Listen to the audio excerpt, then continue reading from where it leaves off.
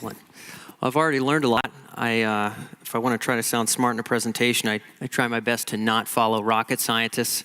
I've already dropped the ball on that today. Speaking of dropping the ball, I hope I don't with anything else. We're going to be moving very quickly, and I'm in about 30 hours up straight. My flight got rerouted, didn't have my business flight. I just bought all these new clothes in Geneva because my suit and my blazer, I don't know, somebody in Washington, D.C. is probably rocking them and having a good time right now. So we're going to be moving fast, and we'll get through, whoa, what is cracking there? Yeah, I don't actually speak whatever that is, so we're going to keep chugging. How's this one? We looking good? Nice, okay. So that one's representing itself well. So we'll fly through this stuff. I really have 3 core applications I'm going to be talking about, a couple questions to end on, and I'll aim to end soon. But I'd like to go into what I consider to be sort of broad applications of AI that are not developed for military or defense or weaponized applications at all, but certainly do have them in many different spin-offs. A little bit on sort of where my perspective comes from here. The name of the business is Emerj Artificial Intelligence Research. We do high-level AI strategy work with large public sector and private sector organizations. Basically, all of our time is focused on really 2 things. One, what is the ROI of AI? So what are the AI applications of all the different use cases that are actually returning dollars when they're being spent? Leaders end up actually caring about that, and it's pretty hard to figure out. So that's a lot of our primary research. Second, what applications are interesting, maybe a flash in the pan, and which of them have real traction? In other words, what applications in pharma, in banking, in fraud detection, whatever, are going to be an inevitable part of the future versus which of them are maybe going to be part of the future? So discerning that, and ROI is 80 hours of my week. And so that's the kind of perspective that I'm coming from when we talk about AI applications. I could have done a 2-hour talk on just defense contractors and the big, very obvious military and weapons applications. What's Boeing doing? What's Northrop Grumman doing? Et cetera, et cetera. The fact of the matter is, though, actually, a lot of these old physical systems are going to take a long time to upgrade. Self-driving tanks is like not a tomorrow thing. And like vastly upgrading all the missile systems that we have, in the States, for example, is not like a 6-month process. So a lot of the heavy industry stuff is really interesting, very fascinating. There's action there, but it's pretty slow moving. And I think a lot of what's interesting in the near term is this dual use stuff, because AI is moving quickly, even if heavy industry is not. And so we'll go into a couple of those applications. One of them is computer vision. So machines learning to see. I've only got very small snippets to go through here, so I'm just going to pepper you guys with a couple good examples just to open up your minds. We can riff later if you want to catch me offline. One of the examples of computer vision is behavior detection. So there's all kinds of really neat examples of this. One of them that's been developed pretty thoroughly by a number of different startups is in theft, so store theft. So if someone's trying to steal a loaf of bread or steal some magazines off of a counter or whatever the case may be, there's computer vision systems that are trained on detecting that, which is actually pretty interesting because if you think about it, there's a lot of ways to steal, right? You could tuck stuff under your arm, you could tuck stuff in your pants, you could put stuff in a bag, and there's all kinds of ways to pretend like you scan something on one of those self-checkouts but not actually do so. And being able to train those very subtle behaviors and have vision systems label exactly what it is and flag it for someone to know is a curious use case. Definitely nothing weaponized about that, but behavior detection is up there. Satellite imagery is really big. We could just talk about that in the case of finance. Maybe hedge funds or high-level traders might look at this image here in the bottom right is oil containers. So very large oil containers. These shadows that you see on the top of those oil containers, as the supplies get lower, those shadows get larger because sort of the roof of that container gets lower as the supplies get lower. And so traders who are interested in fuel levels or interested in levels of trade between countries might be able to inform their investment strategies with information like this and hopefully make better bets on the future and see higher financial returns. But of course, we could very easily see how these things would be repurposed, potentially to set up better targets from kind of an attack perspective, but also from defense. There's really a double-edged sword here. So in detecting behavior, we could literally think of any number of potential use cases, quantifying the movement of enemy troops, studying the behaviors of an individual person or a leader, kind of detecting what their patterns are and being able to potentially predict some of their future behaviors or decisions. Homeland surveillance is going to be a really, really big deal here. We could do a whole talk on surveillance in and of itself. And on the satellite imagery side, predicting the movement of enemy vessels. The image on the bottom right that you see there is in the South China Sea. So there's grand efforts to use satellite data to detect new construction So looking at what's being built, what's changed sort of week to week or day to day. This could be done with construction. This could be done with the movement, again, of physical goods, of material, whatever the case may be. And again, maybe it could be used to defend, to sort of know where enemies are, but maybe it could be used to sort of better pick targets.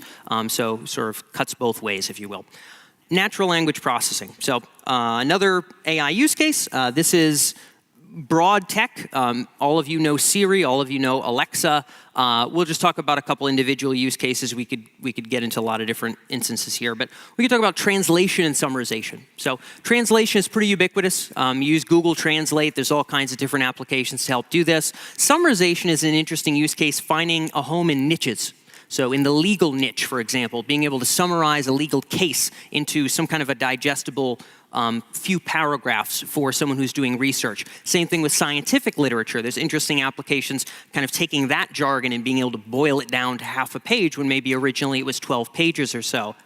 If we take translation and summarization and we apply it to sort of surveilling an enemy, sort of what you would want to do is you'd want to know exactly what they're saying, so you'd want to translate, and you'd obviously want to be able to drink that in and summarize it rather quickly. Invariably, these technologies are already in use, but also invariably, the cutting edge of them is, in my opinion, almost certainly not being developed by DARPA. It's being developed by a slew of startups spinning out of Carnegie Mellon and Stanford. They're applying them to different niches, but they're going to be gobbled up in those other contexts. A marketing use case might be extracting entities or extracting sentiment. So if I'm a pharmaceutical firm, for example, we do a lot of work in that space, I might want to know what competitor products are referenced most frequently with my own products, right next to my own. What kinds of sentiment are expressed about certain kinds of side effects, for example. I might really want to learn that kind of information, have a constant pulse of that kind of information to get a gauge of what my sales might be or how people are responding to my products. But similarly, that same sort of sentiment analysis could be used on a population that I'm trying to influence in some way. It could be used to sort of detect information in someone else's email communication. If I can tap into a company and I can figure out the frequency of entities being mentioned within a firm, I might be able to better target whether it be a cyber attack or whatever my subversive initiative may be. So natural language, again, cutting edge is outside of the military. Almost certainly it's all bleeding in there. I think that programmatically generated content is particularly fascinating. Many of you are familiar with deepfakes. Anybody see the Obama deepfake, the one where he's, I forget the comedian's name, Peele, I think, was sort of doing the speaking for Obama. Pretty fascinating stuff to be able to wear the face of someone else and model their voice programmatically. We did the exact same thing with one of the directors of UNICRI at United Nations headquarters, kind of freak everybody out a little bit, made her say a bunch of things she never said. It was funny stuff. It wasn't anything crazy. It was like we made her talk about pineapple pizza, I think, for like 30 seconds just to get everybody laughing. But it's a little bit spooky to know that someone can just model your face, but it goes vastly beyond that. So sort of programmatically generated content in the next 5 years is going to be sort of a stratosphere beyond what we see today. So NVIDIA has a number of excellent demos that I think are sort of seeds of the future, if you will. They can take a series of images or video data of driving around a city and be able to programmatically create a simulation of that city. A city that, even if you drive down a road that the pictures didn't go down to, it will just generate what it imagines that city would be based on previous cities it's driven through. So just creating a city in real time, if you will. Same thing with sort of landscapes. So this beautiful photo on the right is not a beautiful photo at all. It's just an extrapolation of a very ugly Microsoft Paint type of program that they use over on the left here, where you just color in with brown if you want it to be rock, and blue if you want it to be water, whatever the case may be. And then by training on a bajillion landscapes, it can just create a photorealistic image. At some point, walking in nature will be astronomically more beautiful in virtual reality than physical reality. I know none of you are excited to hear that, but in 5 years, if any of you have kids, they'll all be more or less convinced of that. Here's programmatically generated faces. So 5 years ago or so, the cutting edge was paltry would be the right word. In 2 years, sort of like super indistinguishable would be the right word.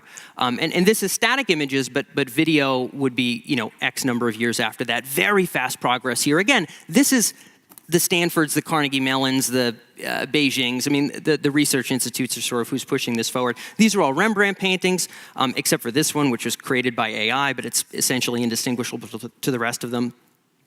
Man, that text is getting wild. I may just have to literally wing my ideas. Oh, look at that one. That one's working out pretty well. So the context of programmatically generated content is this. I'll sort of sum up my rough idea here, make sure I'm on time for you folks.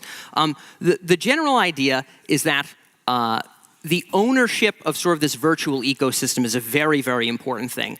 More or less, we were going to be going in. So in the next 5 years or so, sort of the transition into VR, right now this is screen time, so just context. This is screen time. This is people spending time in front of screens. This doesn't start to tilt down sort of in anybody's projections.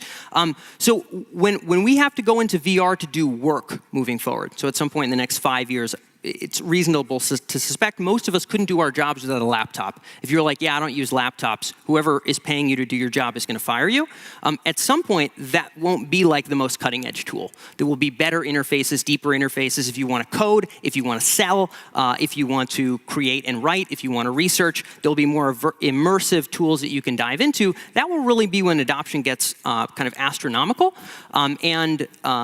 There's sort of a lot of competition in this particular domain. I have a hypothesis here that in the 21st century, the competition between the world's most powerful nations and organizations, whether economic, political, or military, will be about gaining control over the computational substrate that houses human experience. These worlds that we start to live in, where natural language exists, where images exist, where we're sort of playing in what feels like a reality, manipulating and controlling that will be a very, very big deal.